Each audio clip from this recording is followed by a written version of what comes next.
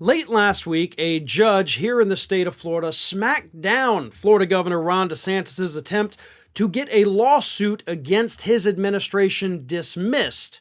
The lawsuit was filed by a Democratic state senator, and it was basically saying you, the DeSantis administration, misused over $1 million in state funds to round up a group of migrants in Texas to ship them up to Martha's Vineyard.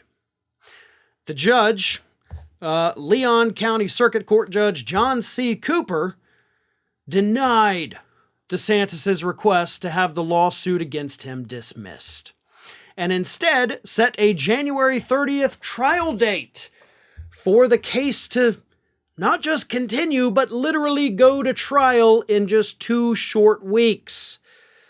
So yeah, that could end up being a problem for DeSantis.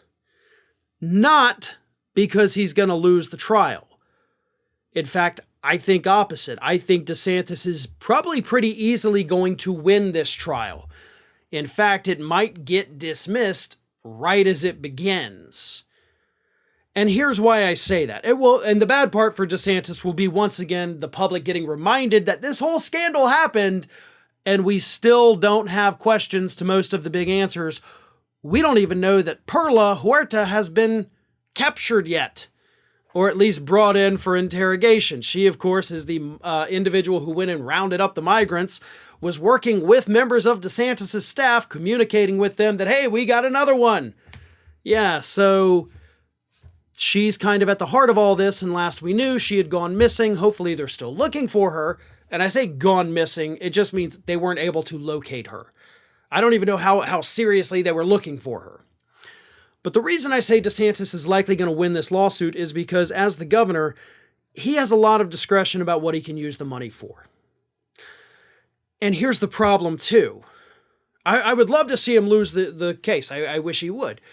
But they're saying you use the COVID funds to do all this, and that's totally illegal. Well, it's technically not illegal if you use the COVID funds to make up for shortages in other areas of your budget. So instead of using the COVID funds for that, he could say, no. See, we had a shortage over here in this budget because I actually used this budget to pay for the migrant flights. So the COVID money was used to recoup that. Now, of course, there would have to be a paper trail. So we'll see what happened. But DeSantis actually in the past has been successful arguing that same kind of thing. So I'm willing to bet they were probably smart enough to know to not just use the COVID money and pull money out of something else, whatever it is. It's all a big shell game. But either way, I think he prevails in this lawsuit. Where he doesn't prevail again is the public being reminded of this. It happened months ago, yes.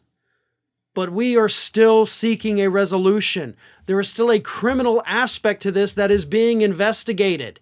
Members of DeSantis' administration are in this. We have the text messages. We have the emails.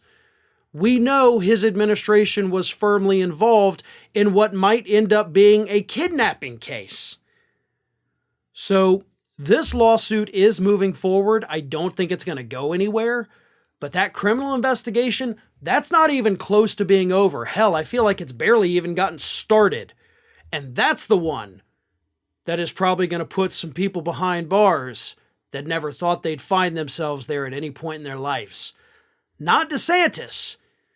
But if I were in his administration, if my text messages on this matter had been released to the public, I'd go find a damn good lawyer, because you're the ones that are probably going down for this.